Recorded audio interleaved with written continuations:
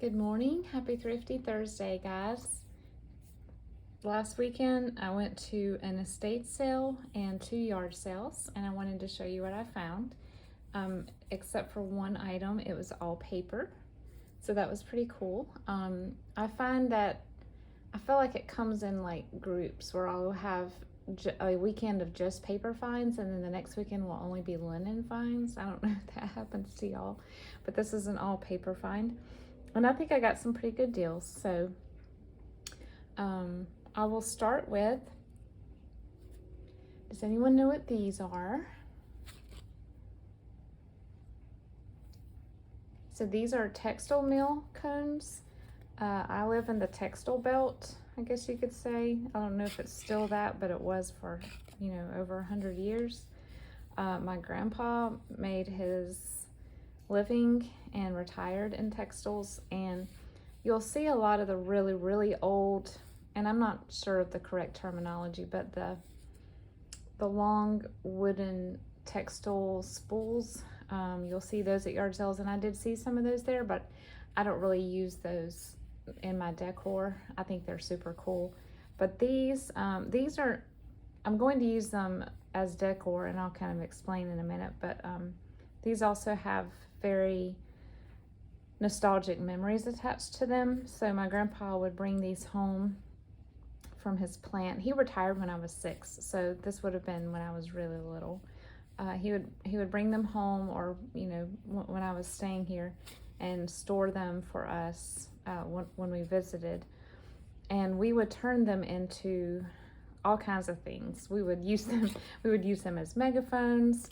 Sometimes I've seen them wrapped, and I might do this for my decor, wrap in yarn and put pom-poms and make a Christmas tree.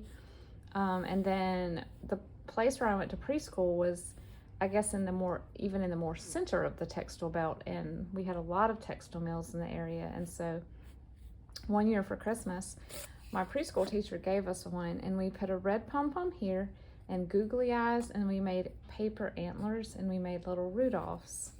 And I still have that Rudolph. I decorate with him every Christmas. But these were $1 a piece, and I just grabbed them just for nostalgia's sake, and I might put 1 or 2 up on a shelf, because I don't have any of the ones that my grandpa had anymore. I don't know what happened to them, and the Rudolph is all I have left. So the next item that I found was an unopened package of these little Hallmark coasters. I'm assuming they're all yellow, and I don't know how many are in here. It says copyright 1974. They're little Easter bunnies, and I think she charged me 10 cents for these because she was trying to figure out why in the world that somebody would want them. But I was like, well, someone thought enough to put it out at the yard sale, so I think they figured someone would have wanted them, and I was that person, and so I bought them. And I have never found any coasters ever, and especially not in the package, so I was excited about these. Put this away for the spring. And then the last thing I got at these came from an estate sale, and these came from a yard sale. These are just vintage magazines. I love getting the Popular Mechanics because of the schematics in here, and I have some from the 30s and 40s, but I did not have any from the 50s. So I was very particular about the dates that I chose. They probably had 50 there, but I tried to stick with the ones from the 50s. I'll probably recognize a lot of the things my grandpa had. He had one of those little electric metal engravers. He used to let me play with it. I thought it was really funny the way it made your hand tickle, but he would write his last name on almost all of his metal tools and things in his workshop. And I have seen an ad for that in here. So see the schematics, they're just so cool.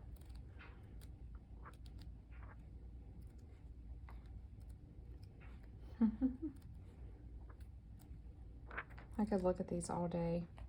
We've got some color pictures back here, and then there's another schematic of a table.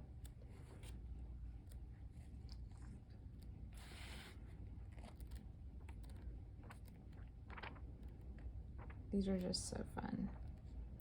I paid, I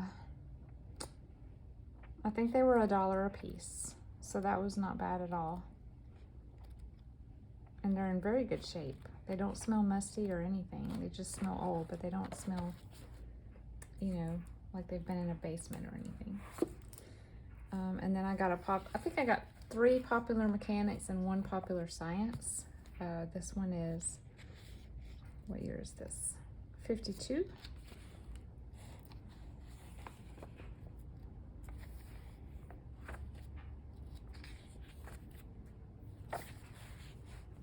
These cars, oh my goodness. When my husband and I got married, we drove away in my great-granddaddy's 1949 Packard. My mom's cousin has it now, and he fully restored it. And so we very, very nicely asked if he could drive it up for our wedding, and he did. And my grandpa got to drive us. It was amazing, and it is a memory that I will cherish forever.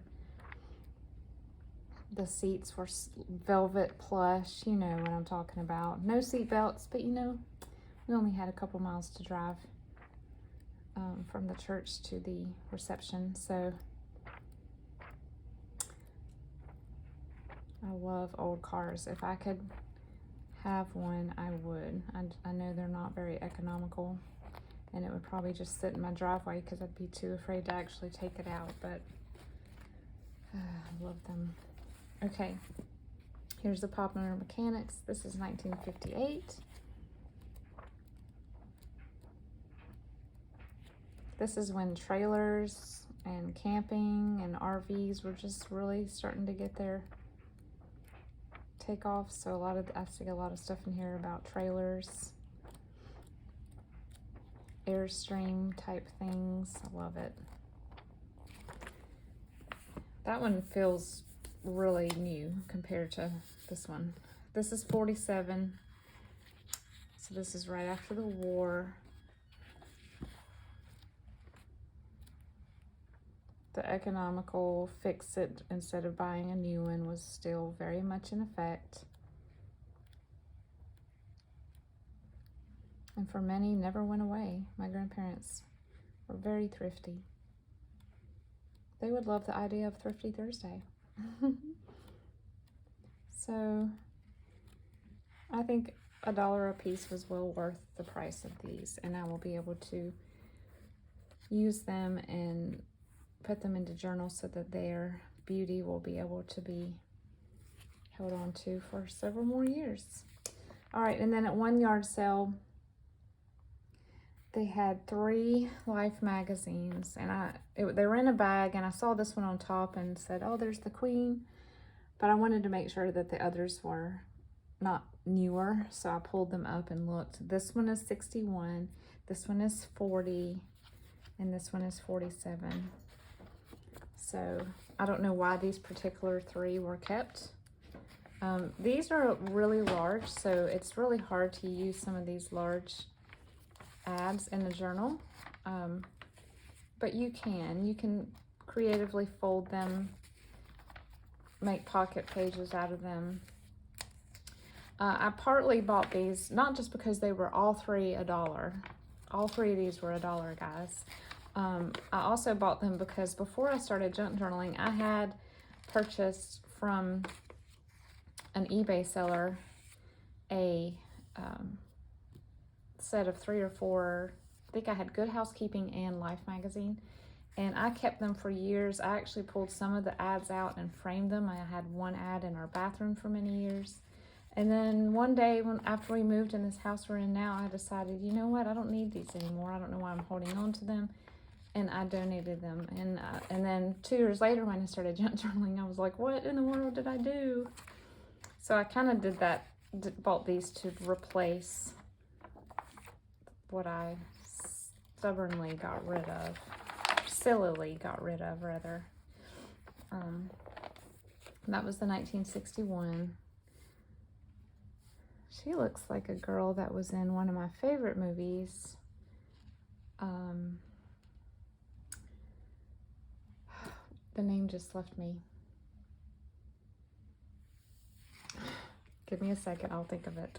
My favorite actress is Katharine Hepburn. And Stage Door.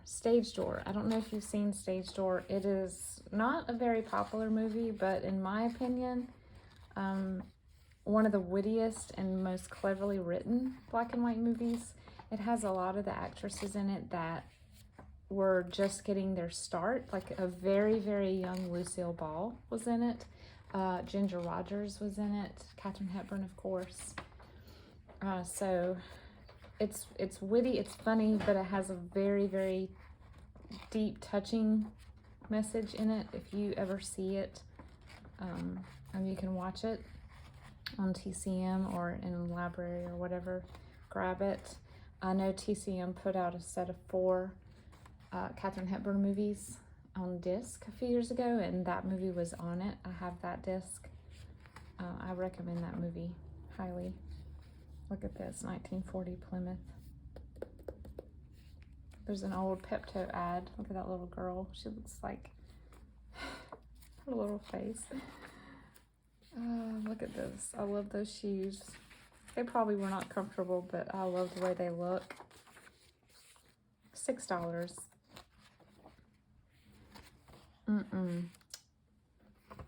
So yeah, I think $1 for 3 was a pretty good deal. What do you guys think? That was my short and sweet estate sale, yard sale haul.